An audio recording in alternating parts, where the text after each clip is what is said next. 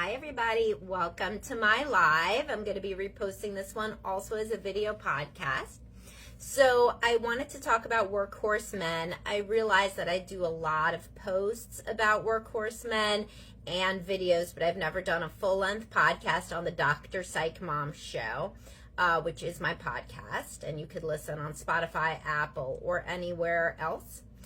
And so I just did a subscriber episode on people-pleasing daughters of covertly narcissistic mothers. So when a girl is a parentified child, she usually turns into a people-pleaser.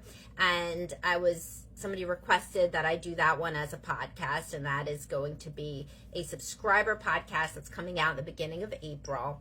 And so basically, a workhorse man is the equivalent of a people-pleasing woman. And what the type of childhood that relates to a workhorse man, that creates one, is one where there's a lot of emphasis on service and duty and very little emphasis on pleasure. So the guy's male role model does not seem to be happy. And honestly, the mother usually doesn't either. Nobody really seems to be happy in this home. It's about religious obligations, family obligations, making money, providing, etc. And there's very little affection in the home between the parents. Often, the children get their hugs and what have you, but it's not like a home where there's a lot of open discussion, not a lot of open communication. The man learns that even as a child, you're supposed to sublimate your needs, you're supposed to not make a problem, etc. Sometimes, by the way, so that's one type of home, is when there's not a lot of affection, it's mostly duty, obligation. Another way a man learns to be a workhorse is when one or both parents is an alcoholic or very depressed, or in some way he has to become a parentified child and he has to take care of the parent. So often I see, let's say the father left, the mother is an alcoholic. So then the guy learns from a very young age. This is more common in oldest children to be this workhorse mentality of either gender, people-pleasing woman or a workhorse guy. So the guy then from childhood, he has to take care of his mother. So she's either depressed or she has an alcohol problem, or maybe she has borderline personality. Either way, he is the man of the house, and so he has obligations before the usual age. Often, if they're in poverty, he gets a job too. Like he can do his newspaper route, or he can work construction jobs, or he can do something because he actually has to provide. So he learns to provide even very early on. In other houses where there's more money, he doesn't provide, but in fact he emotionally provides. He's the emotional rock for the mother, sometimes the father. He listens to these sad stories of these troubled people, his parents, and he resolves that if he's ever in a marriage, and he doesn't think that, sometimes he thinks it, but often it's not articulated. If he ever gets into a marriage, he's going to protect his wife from feeling any pain, and he'll protect his children from feeling any pain, so that nobody's ever in the position that he's in where he feels so burdened. So frequently, things are going okay. The man falls in love, and that's always a welcome respite to everyday life. Dopamine, adrenaline. I've discussed the honeymoon stage ad nauseum, right? And what happens here is that he's in love. Finally, a woman is meeting his needs to some degree. But remember, he's going to pick either a difficult or an avoidant person because that's what he knows from home. But in the honeymoon stage, everybody's more lovey-dovey. Then the physical intimacy dries up in later marriage. She turns to focus on the kids, and he does not have any language for asking to get his needs met. And he often picked somebody who isn't comfortable with him having needs because he didn't have any at the beginning of the relationship. They were just both in this happy honeymoon stage. They were having more sex, doing more lovey-dovey activities. But this man often gets either an avoidant woman who's kind of very emotionally reserved, which is in the first case, the first upbringing that I described, it would match that, or it's a depressive or anxious or substance addicted or has PTSD, a woman with some big mental and emotional issue, so that he is kind of in that caretaker role. So either they're like ships in the night or he's in the caretaker role. Those are the two paths for the workhorse man. Now, sometimes this becomes unsustainable. He has something like a nervous breakdown or an epiphany or a midlife crisis frequently. And a nervous breakdown, but he doesn't miss any days at work. So it's like a little quiet little nervous breakdown. And so he decides, wait, is this all that life is? I never do anything I want to do. What do I even want to do? And then he comes into therapy. And then he decides that he doesn't want this anymore. He doesn't want a life that's only based on service to others. Sometimes the kids become teenagers and then they start acting like, jerks. And then really even like the close relationship he had with the kids, it feels like that's kind of screwed. And at that point, that midlife workhorse comes into therapy, and he decides that he wants to work on actually enjoying his life. Hi, Shurya. You can always comment, by the way, even though I am talking about a specific topic. You can ask questions about this or anything else, the workhorse topic or anything, and I'll answer them later. So anyway, at this juncture in midlife, the workhorse man, he realizes, that life should not only be about unrelenting misery and providing for others. And, sometimes he goes down a bad path, right? Sometimes he starts drinking, using porn, saying, I'm just going to get those fleeting little dopamine hits where I can. And sometimes he looks at his marriage and he's like, you know what? This person never really cared about me. It was just what I could provide. In therapy, he would learn, well, shit, that's what I was offering. So like, no blame, but I want something different. And so these are the situations, these are the men, ironically, that are the ones who leave, because yes, more often women do leave. Not as often as that 70% statistic, which is about who files, which is usually who does the paperwork. But a lot of times these men will have a midlife crisis, midlife awakening, and they'll be like, I don't want to live this life anymore. I want to be in a different dynamic in a healthier relationship. Thank you. Sure, you liked my sweater. Thanks. So then these workhorse men, sometimes they get into couples therapy though. And then you can try to reimagine. Couples therapy, never regular therapy work without going back into family of origin. So whether you're an individual or couples therapy, if you're not looking at these earliest patterns, then you end up with a guy who like turns to his wife and he's like, you never cared about me, you blah, blah, blah, blah. But he doesn't say like, and I never thought I should be cared about because of how I was raised, So it's who I picked. You're who I picked. It echoed everything that I knew. Confirmation bias. A woman who repudiates my needs that I wasn't, by the way, admitting that I had any or even cognizant that I had any. Well, that makes sense given how I was raised, and maybe we can together, you and I as a couple, figure out a different path instead of the blame game. When it doesn't go back into family of origin, couples therapy just becomes a blame game. You did this, I did this. You did that, I did that, right? Victoria says, do workhorse men tend toward depression or people-pleasing tendencies, rigidity? Yeah, all of those. I mean, it's the equivalent. So the people-pleasing, you asked me to do the people-pleasing daughters podcast, Victoria, and I said earlier on, I scheduled that one for April. But the equivalent of the people-pleasing daughters of narcissistic mothers is this, the workhorse man.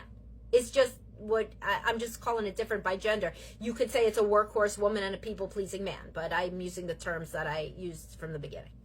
And the workhorse men, sometimes they can be rigid, but often they just kind of sublimate what they need and they go along with the schedule, they go along with the paradigm. They often do tend toward depression, but they don't realize that until midlife. They just think that life isn't for fun, just like the women do that are the people pleasers. They just think, oh, I'm here so that everybody else has a good time. I facilitate the life experience of others.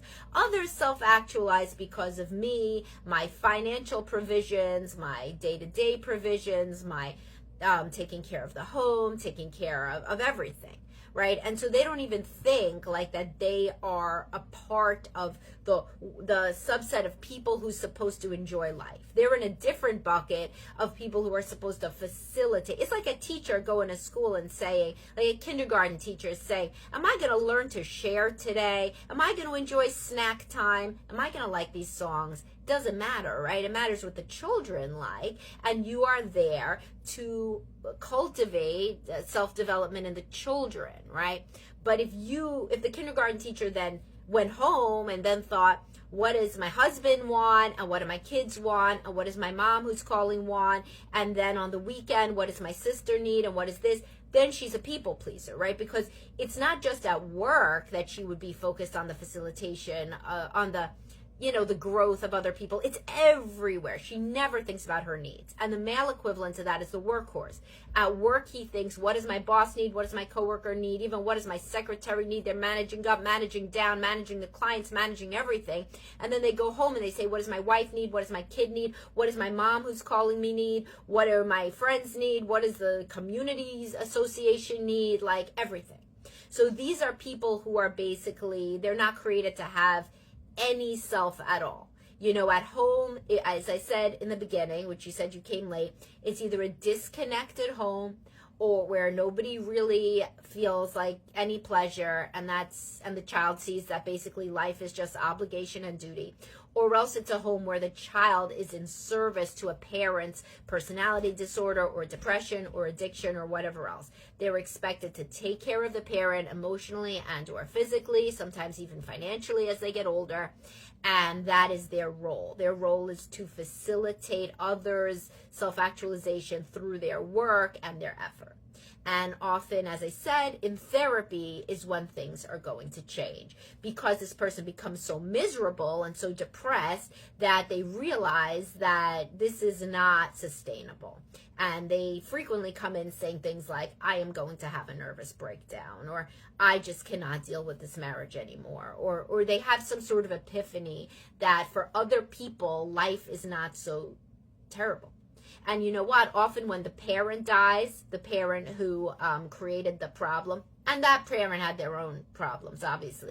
Their childhood was no picnic, and they probably did better than what they got at home. But when the parent who the child was always in service to dies, sometimes that can be free up some space in their mind to say, oh my gosh, I can actually go into therapy and talk openly about my childhood, whereas before I would have felt disloyal or like I was throwing my parents under the bus. So that's a real common time. And that, of course, death of a parent often happens in midlife. That's just how old you are. And so at that juncture, it can be freeing. If you had a narcissistic parent, it can be freeing. That's like a big taboo thing to admit. But for many of my clients, it's relieving when that person passes, because they can no longer be calling you, expecting you to do stuff, guilt tripping you. You don't have to hear the sad stories, the litany of grievances and victimization narratives anymore. So that is basically the overview of workhorse men. And as I said, frequently they are married to either avoidant women or women who struggle mightily with their mental health. These are the men who, quote, do everything, but it's like a big secret. So they work and then they come home and then they do everything at home while the woman sits on her phone. And it's not like she's trying to be bad, but she has depression, she has mental health issues, whatever. He'll never point it out, because his role, again, is just to facilitate. So like this man is usually an enabler. Frequently he's ignoring his wife's drinking every night, or he's ignoring that she's so depressed, or she has some issue like chronic pain, and he conveniently ignores that she does everything else except have sex with him with the chronic pain, and so this guy is used to really pushing his needs under the rug. He doesn't even know he has any needs, and it's the equivalent of the woman raised in the same scenario. These type of people never get with each other. Sometimes in a second marriage they do. That's kind of funny. In a second marriage, if they've not really been to therapy, sometimes two enablers get together and then they like bond over complaining about their exes, and they're usually still managing and co-parenting and doing everything with their exes. So they'll sit there and they'll hate each other's exes and they'll have, pity parties, but they're at least have a common enemy. They are both the person who does everything with the exes, and if you don't look inward, then you don't even try to get out of that enabling dynamic, but at least they're not doing it in the primary relationship, and so that is something that I've seen before. Ideally, though, you work on yourself such that you're comfortable with having needs and being a person and having preferences, and also so that you can model being a full human being for your kids, right? Because a lot of these guys, they're like, my father, what did he like? What did he do? I don't know. He just sat, he went to work and then he sat on the couch. He drank, or like he sometimes wasn't there at all, physically or mentally. But, usually these guys, they do not have a role model of a man who enjoys his life. So that can frequently be very motivating for them to go deeper and get outside their comfort zone in therapy, because they want to show their son and their daughter an example of like a happy adult. And I do have a podcast, Your Child Deserves to See a Happy Adult. What if you don't know what this looks like? And it talks about people that are raised in these kinds of situations. So if anybody has any more questions, I will answer those now before I have to go to my next client. I do have a great seminar. It's coming up on Friday for ADHD husbands and anxious wives. That specific dynamic, which is very common, of guys with ADHD and women with anxiety. So definitely sign up for that. It's all over my page. If you go to my page, or you can always email me, Samantha@drpsychmom.com, if you want to schedule therapy or coaching with me or anybody at my practice, or if you want to sign up for that seminar. Shoria says, other than medication, what are the top ways to combat ADHD? I'm guessing working out and eating clean. I mean, medication does help a lot. Also, people use exercise as a dopamine release. You're trying to release a bunch of adrenaline and create some sort of natural stimulation in your brain. I will talk about this a lot in my seminar, but that's how your brain is, I mean, you're not going to fix it long term. A lot of people find with coaching that they can figure out different strategies, such as putting everything in your Google Calendar, having lists, having reminders, having the same routine all the time. A lot of the change with ADHD comes from medication, but the main thing that even predates the medication definitionally is admitting that you have ADHD and admitting. So, for example, kids in middle school and high school with ADHD, their grades tank when they get to that age because they're not really admitting it yet that there's a problem. They just assume that they're like their friends who just somehow get homework done. And then they won't admit that they won't do that, without a million reminders and sitting at the kitchen table and body doubling and having, your, and timing yourself and making deadlines and all these different things that you could, Google or figure out with an ADHD coach.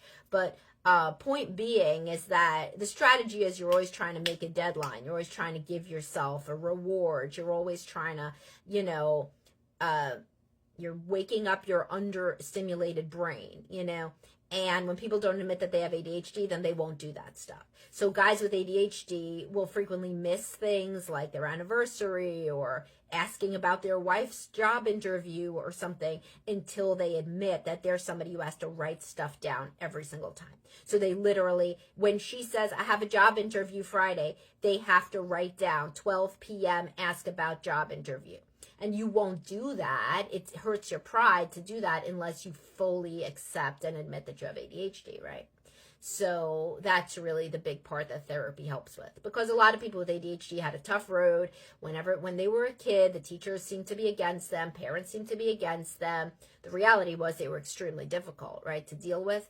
But, they got sometimes a victim narrative.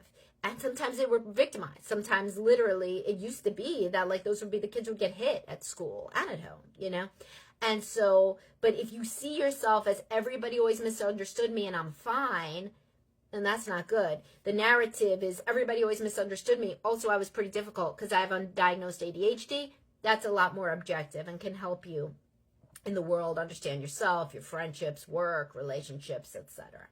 All right, I have time for one more question. If anybody has one more question. And as I said, we hired a male psychologist. This is wonderful news, by the way. Dr. Thomas Ballas is now at my practice. He is licensed through SciPact, which is our interstate reciprocity agreement. So he works with everybody in like 41 states, same as I can. And he's great. A lot of people have asked for a male. He works with couples. He works with individuals. So if you're interested in Dr. Ballas, then again, email me. You could email the practice, info@bestlifebehavioralhealth.com, or me directly, Samantha@drpsychmom.com. Or you could just look on my page, all the things that I discuss. If you scroll down my newsfeed, you will see the announcement about Dr. Ballas. You'll see my seminar. You'll see everything. But you can always reach out as well. And I hope that you guys join my secret Facebook group, Best Place on the Internet, $4.99 a month. And that's most of where I engage, because the main page is filled with trolls, if you have not seen that. And it is not a hospitable environment for human life. So instead, join the secret group, which only that tiny paywall really eliminates a lot of the people who just come to argue. Shoria said, male therapist seems to be more in demand. See, Shoria, it's not, though. That's the thing, is like, that's why we don't have any in my practice, because every time I try to hire one, people are all like, oh, I really want a male. And then it turns out all the men want to talk to women. You know why? Because men like to talk to women. But I have high hopes for Dr. Ballas, because he is a licensed psychologist. He knows his shit. He is a smart guy. So, I really do have high hopes. But you would think that, you would think that men want to talk to men. Men want to talk to women. You know who women want to talk to? Women. But, and I've tried this for years now already. But the point is that hopefully the people who follow Dr. Psychmom are smart enough to realize that no matter what the gender is, it's the training and the person and their experience. So check out his page. He has active military experience as well, by the way, which is the one thing that seems to impress men. Shoria says, I took your advice to hire an opposite gender therapist. Yeah, definitely. If you have, by the way, women should work with Dr. Ballas. If you have issues with men, if you're one of those women that's like, oh, all men suck, you can have a corrective emotional experience with a male therapist. Just like men can have a corrective emotional experience with a female therapist. And I have a whole podcast on when you should get the same gender, different gender, what have you. All right, guys, thanks for tuning in. Oh, one more question. Oh, no, just a nice compliment. This guy says, thank you. I really appreciate your topics and get a lot out of it. The things you say make a lot of sense and actually help to clarify things I see. Thank you very much. Always glad to be of service. And have a great day, guys. It's the beginning of a week. Godspeed. It's going to be a long week, as it is all weeks. And I'll talk to y'all soon. Bye-bye.